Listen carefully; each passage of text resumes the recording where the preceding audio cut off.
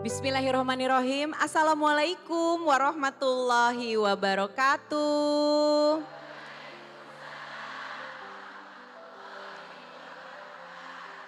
Kita berjumpa lagi dalam kajian hati. Tema apa yang kami bawa pada episode kali ini? Temanya adalah di setiap tetes suci yang membasuh, dosa pun berguguran terjatuh. Masya Allah. Kalau kita bisa lihat dari temanya, sepertinya ini tema mengenai wudhu. Dan tentunya kita sudah akan mendengarkan langsung tausiah pembukanya dari Ahilman. Assalamualaikum Ahilman. Waalaikumsalam warahmatullahi wabarakatuh. Mangga A, kami persilahkan AA untuk memberikan tausiah pembuka di episode kali ini untuk bisa menyejukkan hati kita. Mangga A. Bismillahirrahmanirrahim. Assalamualaikum warahmatullahi wabarakatuh.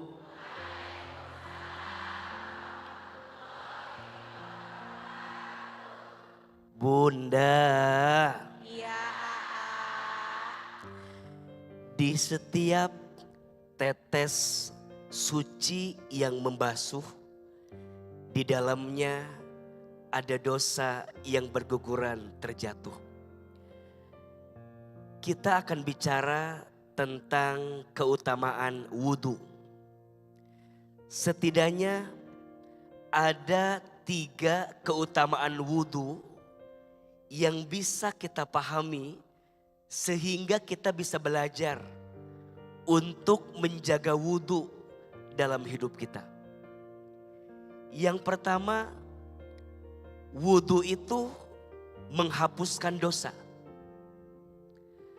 Kata Nabi SAW, barang siapa yang berwudhu, wudhunya seperti wudhu yang aku ajarkan, maka setiap air yang menyentuh dan membasuh badan kita saat berwudhu, ghufirallahu ma taqaddama min dhanbi, maka Allah hapuskan setiap dosa yang terdahulu.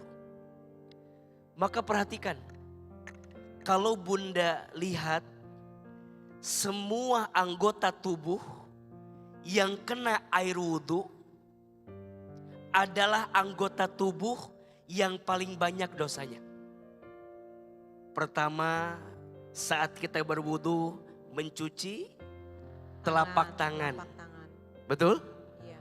Bukankah banyak dosa dari telapak tangan kita? Betul? Setelah itu berkumur-kumur di mulut kita. Izin mohon maaf, bukankah banyak dosa mulut kita? Kemudian setelah itu memasukkan air ke dalam hidung, kemudian mengeluarkannya. Kita nggak tahu, mungkin hidung kita pernah menghirup sesuatu yang tidak baik, betul?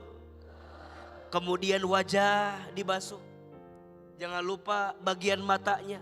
Bukankah dari mata kita juga mungkin pernah melihat sesuatu yang tidak baik, betul? Kemudian tangan sampai ke siku. Mungkin ada tangan yang pernah menyakiti orang lain, betul?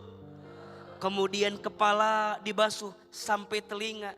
Mungkin telinga pernah mendengar yang tidak baik, betul? Bahkan sampai kaki yang kemudian dicuci. Barangkali pernah ada langkah kaki melangkah ke tempat yang tidak diridhoi oleh Allah Subhanahu wa ta'ala. Maka wudhu menghapuskan dosa. 2, wudhu itu membersihkan jiwa. Orang yang senantiasa jaga wudhu bersih hatinya. Orang yang biasa jaga wudhu bersih jiwanya. Maka diajarkan oleh Nabi, Nabi tidak pernah tidur di malam hari kecuali dalam keadaan berwudhu. Bahkan dikisahkan ada seorang sahabat, yang sahabat ini orangnya masih hidup, tapi sendal jepitnya sudah sampai di surga. Ketika ditanya apa amalannya yang membuat dia sudah sampai di surga sendal jepitnya, padahal orangnya masih hidup, ternyata salah satu amalannya sahabat ini tidak pernah tidur di malam hari kecuali melakukan 2 hal. 1, selalu berwudu sebelum tidur. Dan yang kedua, selalu belajar memaafkan orang yang pernah menyakitinya sebelum tidur. Maka di antara amalannya jaga wudu, karena wudu itu bisa membersihkan jiwa kita. Dan yang ketiga, tentu wudu itu bisa mensucikan diri kita. Allah Subhanahu wa taala berfirman, "Innallaha yuhibbut tawwabina wa yuhibbul mutatahhirin." Sesungguhnya Allah mencintai orang yang senantiasa bertaubat dan orang yang senantiasa mensucikan dirinya. Dan pada akhirnya kesempurnaan wudhu kita akan menentukan kesempurnaan sholat kita. Betul? Mudah-mudahan pagi hari ini kita bisa belajar ya. Jadi pribadi yang senantiasa menjaga wudhu, yang akhirnya wudhu kita menghapuskan dosa kita, membersihkan hati kita, dan mensucikan diri kita. Insya Allah. Bunda, kajian hati. Yuk kita tanya yuk, siapa nih yang akan bertanya dan yang akan bercerita? Siapa Bunda yang mau tanya? Angkat tangannya. Silakan Kak Suti. Ya, Assalamualaikum warahmatullahi wabarakatuh. Waalaikumsalam warahmatullahi wabarakatuh. Teteh, terima kasih udah mengundang saya kemari. Alhamdulillah. Ya, nama saya aslinya Sutikarno. Tapi kebanyakan orang manggil saya Atul. Nah, saya bercerita sekarang kenapa saya menggunakan kursi roda. Jadi ibu-ibu 3 tahun yang lalu saya memutuskan mengamputasi kaki kanan saya. Saya yang memutuskan, bukan dokter. Karena apa? 22 tahun saya menderita diabetes. Akibat karena lifestyle saya. Saya nggak pernah minum air putih dulunya. Ya kan, kalau yang manis-manis enak kan, panas-panas pakai es, lalu minum yang manis. Jadi saya selama syuting itu nggak pernah minum air putih, minumnya teh manis. Kalau yang di botol-botol itu yang enak ya, enak Iya. tapi hasilnya juga enak. Masya Allah. Jadi mungkin bisa buat pelajaran ibu-ibu, buat anak-anaknya atau ibu-ibu sendiri yang masih suka minum soda-soda, hati-hati karena saya mengalami itu. Jadi ketika itu sebetulnya 22 tahun sakit, saya selalu minum painkiller.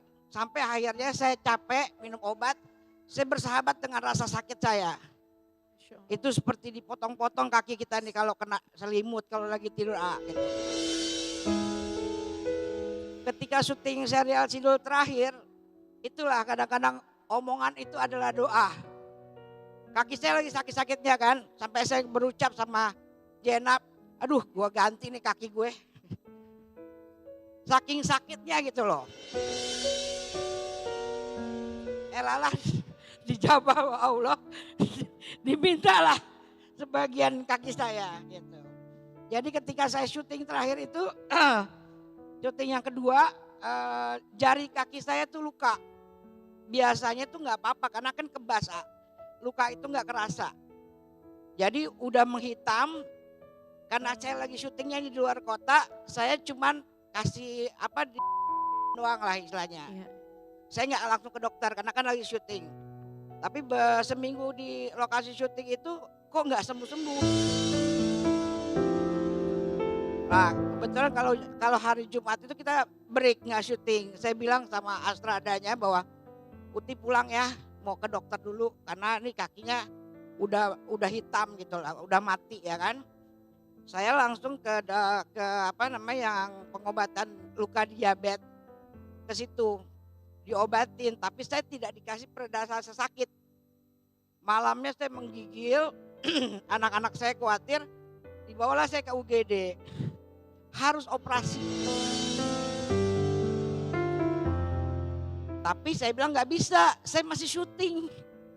Kan distributor tahu ya, kalau Iya. syuting kan bukan kita doang. Betul. Kan ada 100 karyawan. Betul. Saya kan mikirin Kalau banyak saya orang. kalau saya harus operasi terus break kan kasihan Kasihan. ya produksi. Akhirnya saya bilang enggak dok, saya harus pulang, saya syuting dulu. Jadi 2 hari itu saya syuting udah nggak bisa jalan. Jadi saya cuma acting doang. Mau ke dalam gitu, cuma begitu doang gitu Iya, istilahnya. iya, iya. Langsung saya habis pulang syuting saya langsung ke rumah sakit Bu. Langsung diamputasi 2 jari kaki saya. Terus seminggu kemudian ketika saya mau buka jahitan, dokternya bilang, Mbak ini pembuluh darah Mbak yang bagian atas itu sudah mati katanya. Ke dokter, ke rumah sakit yang lebih besar deh gitu. Akhirnya saya ke sana, singkat kata saya harus dibalon pembuluh darah saya. Ternyata saya harus dibalon, seminggu saya di rumah sakit, jari tengahnya mati lagi Ustadz. Waduh kalau tiap minggu jari kita toh nggak repot ya. Akhirnya saya bilang, udahlah amputasi aja dok. Gitu. Jadi saya yang minta. Kemauan Kak Suti untuk diamputasi Saya yang aja. minta gitu, saya minta. Mungkin orang berpikir saya kok apa ya? Seberani itu. Segampang itu mengatakan Segampang potong itu. kaki saya. Iya. Karena apa? Saya yang merasakan sakit. Buat apa saya nunggu rasa sakit itu berbulan-bulan? Jadi saya bilang sama dokter saya, udah dok diamputasi aja. Mas Rano sampai, jangan dengerin kamu, dengerin dokter. Ya udahlah. Jadi alhamdulillah saya nggak merasa tertekan, saya nggak merasa, saya ikhlas. Dengan kesuksesan Sidul, saya udah bisa pergi kemana aja. Masa diminta sebagian milik dia kita nggak rela. Jadi saya ikhlas, mungkin itu yang bikin saya bisa tegar sampai hari ini. Teman-teman saya nengok pada nangis. Teman-teman saya nunggu di satu mall ketika saya dioperasi, takut saya kenapa-napa katanya. Ya, dengar ceritanya setelah ini kan, saya ketawa. Ya kalau memang Allah minta, kapanpun kita bisa pergi ya Ustadz.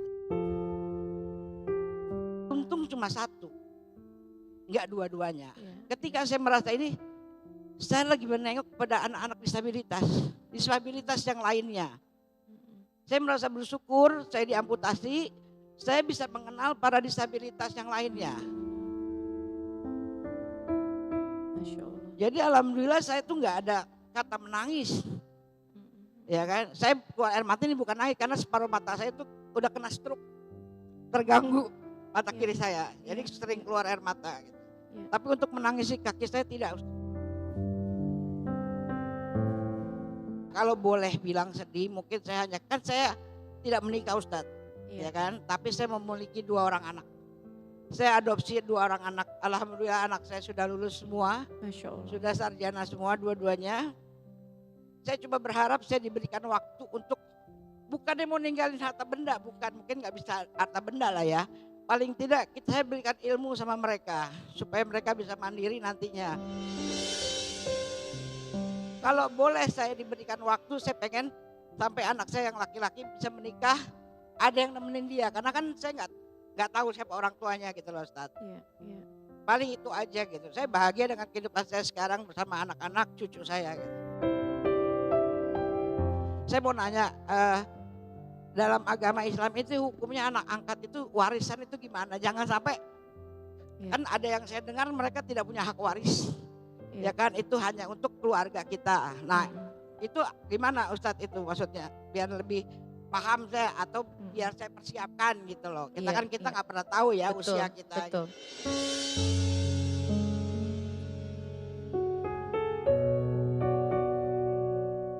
Bunda, secara hukum jelas bahwa yang namanya anak angkat tidak mendapatkan warisan dari orang tua angkatnya. Tapi bukan berarti tidak mendapatkan hak kebaikan. Ingat ya, hak warisan tidak dapat. Tapi hak kebaikan dari orang tua angkatnya dapat.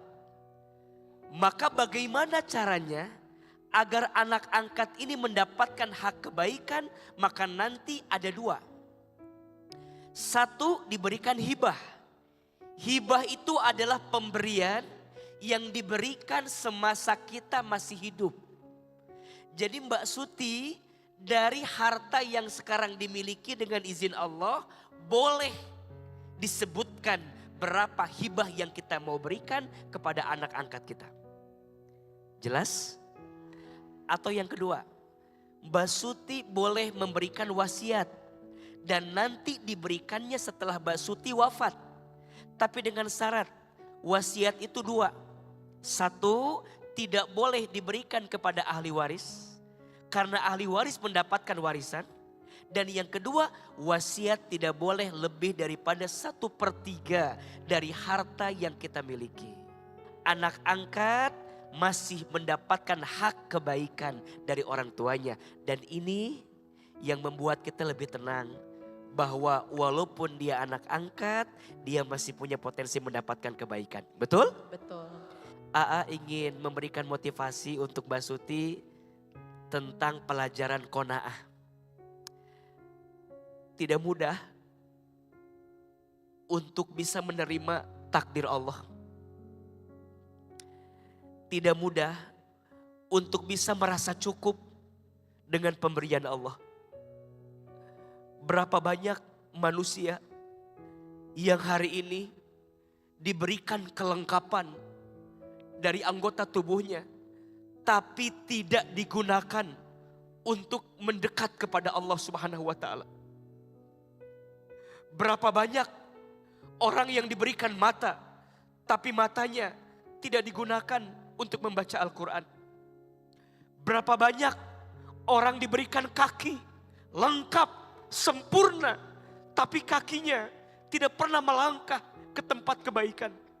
Maka nanti sehat itu ada dua. Satu, ada yang namanya sehat walafiat. Dua, ada yang namanya sehat wassayiat. Bedanya apa?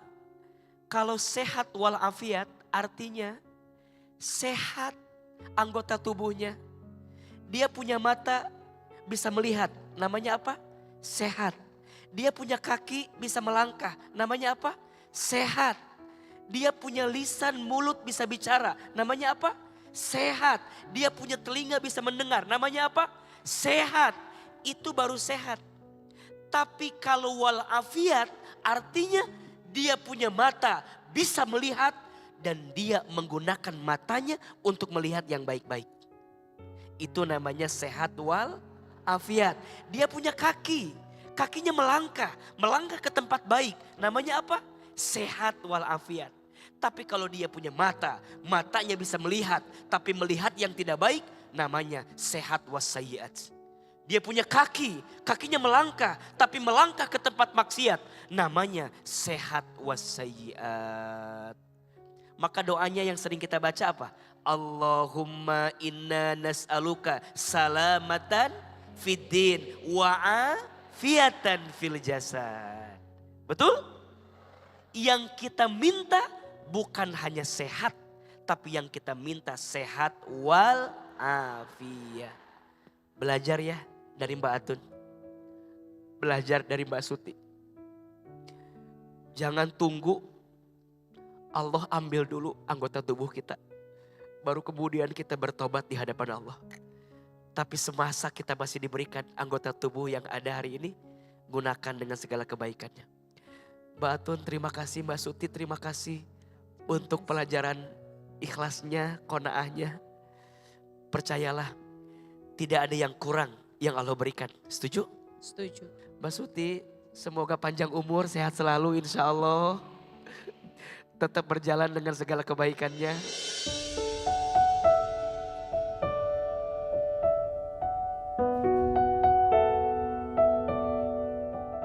Jadi Allah menitipkan saya 2 anak. Alhamdulillah saya bisa mengantarkan mereka untuk menjadi seorang anak yang siap untuk menghadapi dunia gitu. Kalau saya diberikan waktu, mudah-mudahan saya bisa mendampingi anak saya yang laki-laki sampai berumah tangga. Karena kan biar bagaimanapun mereka nggak punya siapa-siapa. Mereka cuma punya saya gitu.